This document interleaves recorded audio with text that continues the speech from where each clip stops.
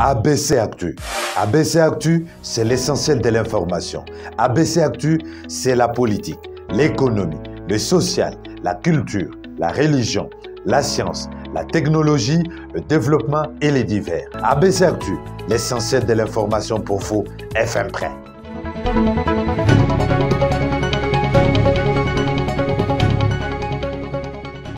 Nouvelle session d'information, toute l'actualité de la RDC sur C-Direct à travers ABC Actu. C'est après ceci. Daniel Ngoï Mulunda obtient sa liberté provisoire et retrouve sa famille après près de 2 ans de détention, condamné à 3 ans pour incitation à la haine tribale, élément à suivre dans ce journal. Environ 4406 fonctionnaires à travers la RDC seront renvoyés en retraite de l'administration publique. Annonce faite ce lundi par le vice-premier ministre en charge de la fonction publique lors d'une conférence de presse, élément à suivre dans ce journal.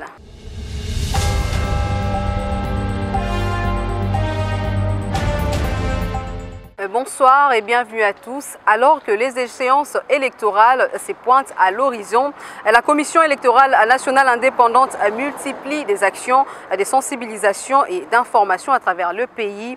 L'enrôlement devrait également se faire plus rapidement grâce aux nouvelles machines, comme l'explique le premier vice-président de la CENI. Bienvenue, Ilanga. On l'écoute. Je pense que là, ça nous donne déjà espoir. Vous voyez que j'ai ici la carte. Nous venons de faire la simulation et nous constatons qu'on fait moins de temps qu'avant pour un candidat qui se présente à l'enrôlement. La dimension de la carte, comme vous voyez, c'est une dimension qui facilite de bien la garder. C'est bien sécurisé aussi. Et là, je viens de constater également qu'on a encore sécurisé l'enrôlement du fait même que, en plus de l'empreinte digitale, on a ajouté l'iris, ce qui ne permet pas en fait le dédoublement comme nous l'avions entendu parler. Donc ici, ce n'est pas possible. Avec l'iris, vraiment, le logiciel sait directement détecter quelqu'un qui tenterait, par exemple, de s'enrôler une deuxième fois.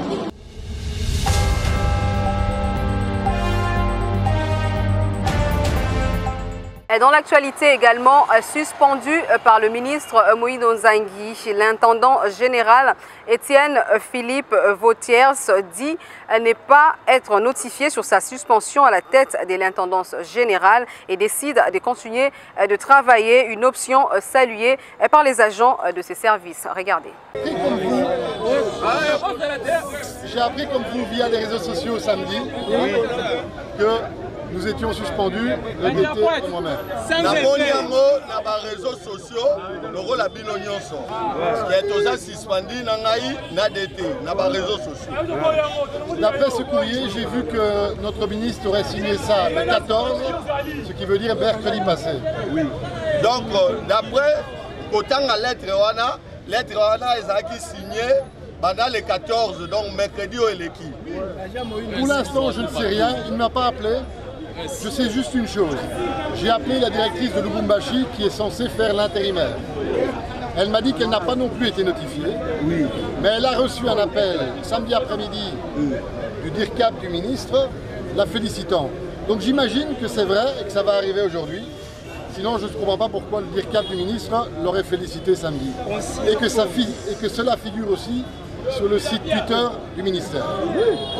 Donc je continue à travailler pour l'instant tant que je ne suis pas notifié avec vous.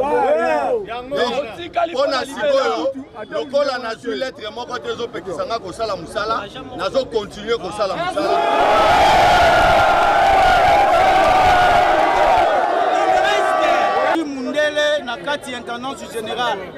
Tomoni ba atelier nyonso et comme il fonctionner.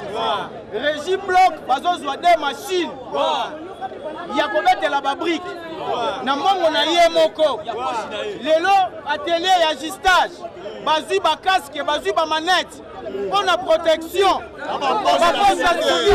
Ba machine nyonso ya atelier ya menuiserie et comme ikosala grâce ya mundele nakala to bandaki kolala ba pongi tangu tozo ya musala mais banda mundela ye tozo la lisusu pongi te.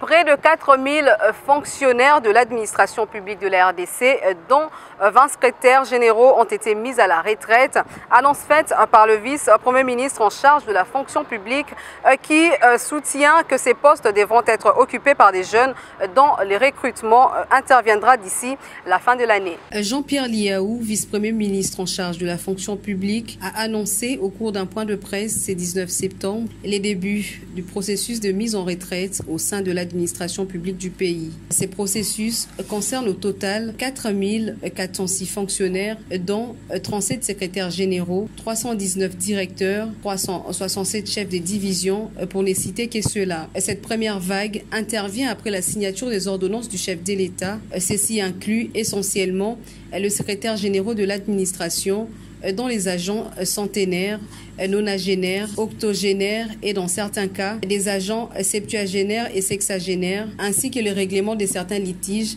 touchant les agents déjà retraités et non encore bénéficiaires de leurs indemnités de fin de carrière. Et de ce fait, le ministre souligne que le paiement des allocations de fin de carrière se fera pour chaque agent retraité. Cette mise à la retraite, à titre d'introduction, répond à certains besoins, à certains objectifs précis. D'abord, il y a la nécessité de respecter les droits au repos pour ceux de fonctionnaires qui ont eu à servir l'État, servir notre pays durant une très longue carrière, durant des décennies, 30 ans, 40 ans, parfois même 50 ans. Donc ici, c'est une opportunité pour eux de pouvoir profiter de la vie et d'aller donc se reposer. Et ce processus est irréversible et sa fluidité va permettre le rajeunissement de l'administration publique avec le recrutement de jeunes plus méritants afin de mettre fin au système de privilèges. Nous agissons tout le jour pour que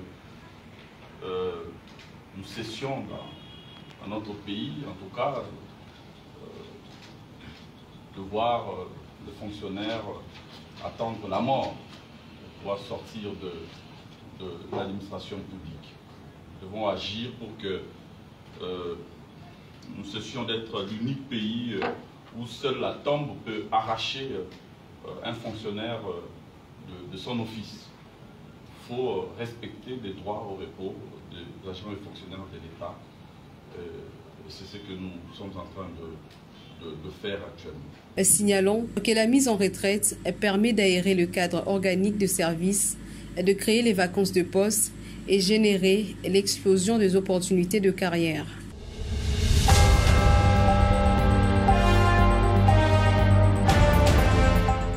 Dans le registre société, phénomène Kuluna, on en parle.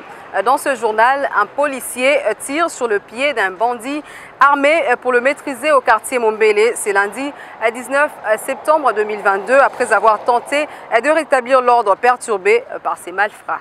Le banditisme urbain, autrement appelé Kuluna, dans la ville de Kinshasa, prend des tournures assez inquiétantes dans le quartier chaud de la capitale congolaise. Si hier, c'était encore des cas isolés, des vols nocturnes à main armée, aujourd'hui, ces jeunes gens menacent la quiétude de paisibles citoyens pendant la journée dans plusieurs quartiers. Sur une vidéo qui a fait le tour de la toile, on peut voir que face à la résistance d'un bandit qui a même brandi sa machette pour l'intimider, le policier a tiré une balle sur les pieds du jeune pour le maîtriser.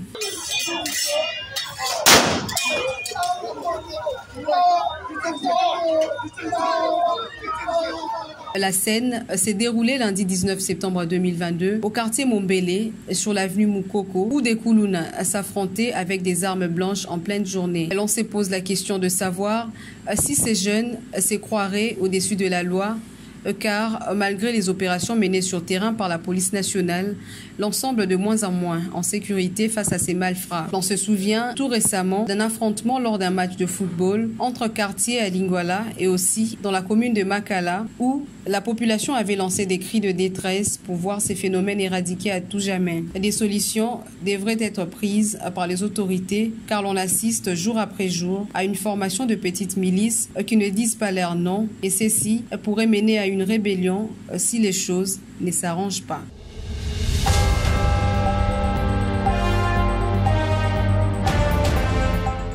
Direction la province de l'Ituri à présent, renforcement de la patrouille FARDC-PNC dans la ville de Bunia et ses environs pour protéger la population vivant dans la peur suite à la présence de milices dans cette partie du pays. Les habitants qui vivent aux alentours de la ville de Bunia vivent avec la peur au ventre suite à la psychose des ennemis de la paix qui veulent attrer la ville de Bunia. D'autres habitants disent les assaillants circulent dans des quartiers environnants. C'est pourquoi le lieutenant général Johnny Luboya Kachama, le gouverneur de la province de l'Ituri, a renforcé la patrouille, FARDC police et les journalistes. Ce samedi du 7 septembre, la patrouille a commencé à 18 h dans les quartiers Hoho, Gouvernora, les quartiers réputés par les rumeurs que les assaillants FPIC circulent avec les armes en feu. D'après notre observation, les jeunes de ces quartiers sont manipulés pour salir l'image de l'autorité de la province. Il y a la sécurité. Ici, témoignent les jeunes. Les policiers, même les patrouilleurs, très bien, même les chefs des 10 maisons. Il y a des rumeurs là, parfois ça vient mais ça passe. Ils viennent partout, on est en train de fouetter les gens, mais moi je n'ai jamais vu encore les gens fouetter ici. Nous dormons au moment opportun, même vers 10h ou 22h. Sécurité, nous voyons seulement les patrouilleurs passer, nous sommes toujours sur le bâtiment, mais je rentre chez moi bien. Ateote Lengabo, Mapera, tout ça. Mais en réalité, ce que nous sommes en train de découvrir est que on ne parvient pas à comprendre des fois. Il y a des gens qui circulent dans les milliers. Qui les ne sais pas si ce sont des militaires, ou soit ce sont les enfants du millier, soit ce sont des jeunes du millier. Vers quelle heure? 22 h là. Donc, les Ngabo, l'autre là, Délé, Kindia, il y a des rebelles, quoi, tout ça, mais tout le monde est bangona. Le gouvernement est mingité. Asungabiso, sécurité, zonga na mboka. Si réellement, batuana baza, baluka moye.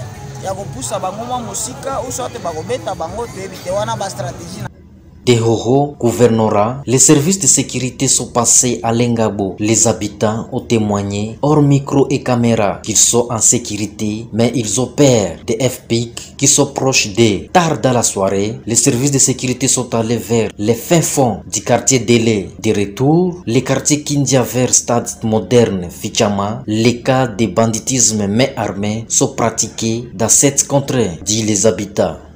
Les patrouilleurs ont continué jusqu'à Nzere, où selon notre constat, nous avons trouvé la population vit sans père et boit des bières. Tard vers 0h moins et demande aux autorités de continuer ce genre de patrouille dans l'Assemblée de la province pour restaurer l'autorité de l'État.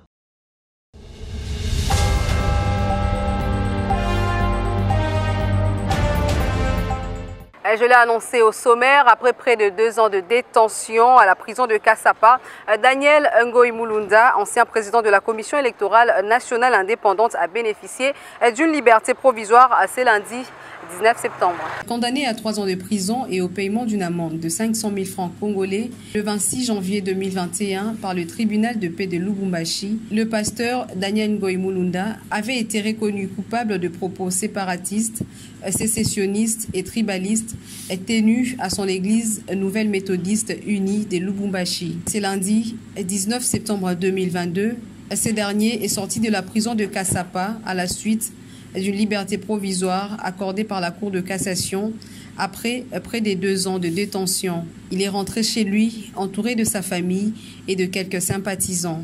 Rappelons que c'était lors du 20e anniversaire de la mort du feu président Laurent Désiré Kabila que le pasteur, dans une prédication, dénonçait les dérives dictatoriales du régime en place et donnait de préalables sans lesquels le Katanga ne devrait plus être en République démocratique du Congo. Son arrestation s'en était suivie de manifestations dans la région du Katanga, principalement à Lubumbashi, où jeunes et notables ne cessaient d'appeler à sa libération.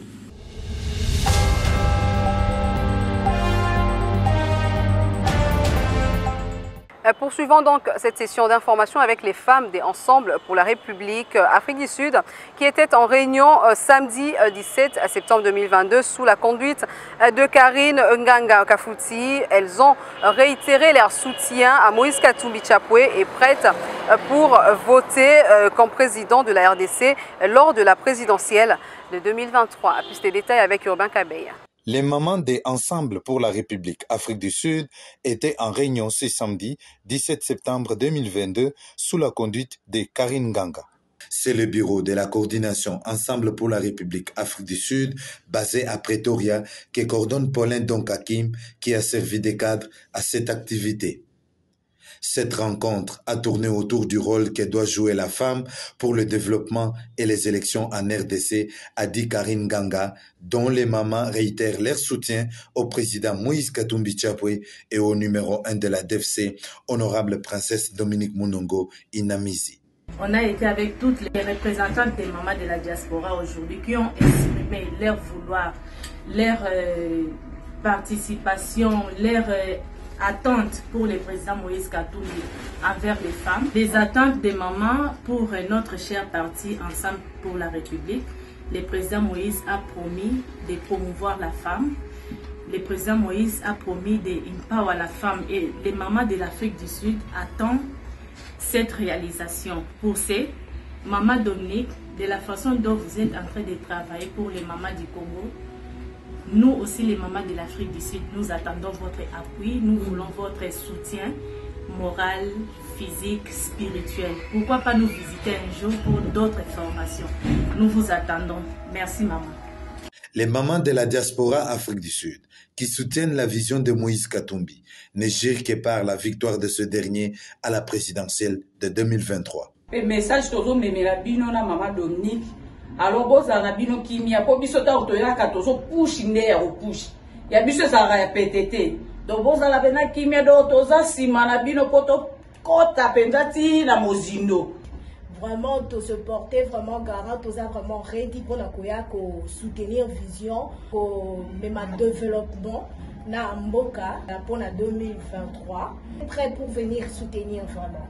Précisons ici que les mamans ont reçu une visite de réconfort de M. Paulin Donkakim, faisant fonction du coordonnateur Ensemble Afrique du Sud et qui s'est dit content de recevoir les mamans aujourd'hui avec leurs doléances. C'était un honneur pour nous de recevoir les mamans ici dans nos bureaux à Pretoria. Les mamans sont venues donner leurs préoccupations, leurs soucis. Elles ont besoin du changement.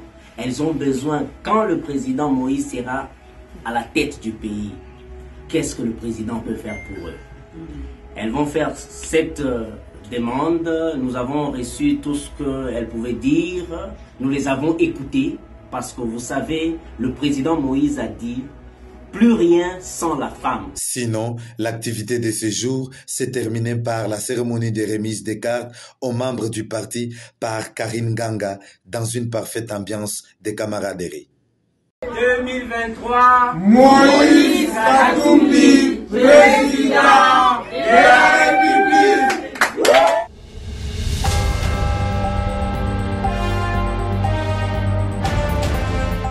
Et en sport, pour finir, l'équipe nationale de la République démocratique du Congo a débuté ce lundi 19 septembre 2022 le stage de préparation des éliminatoires de la Coupe d'Afrique des Nations Côte d'Ivoire 2023 à Casablanca au Maroc.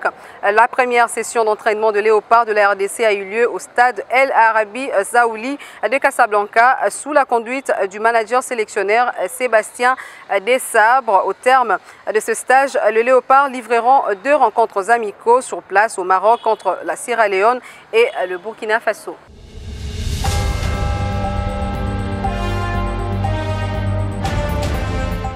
Cette page sportive marque la fin de cette session d'information. Place au rappel de titres. Daniel Ngoï Mulunda obtient sa liberté provisoire et retrouve sa famille après près de 2 ans de détention. Condamné à 3 ans pour incitation à la haine tribale. Vous l'avez suivi au cours de ce journal. Environ 4406 fonctionnaires à travers la RDC seront envoyés en retraite de l'administration publique. Annonce faite ce lundi par le vice-premier ministre en charge de la fonction publique lors d'une conférence de presse. Vous avez également suivi au cours de cette session d'information. Ainsi s'achève le journal de ce mardi. Merci à tous de l'avoir suivi. Bonne suite de programmes sur nos antennes.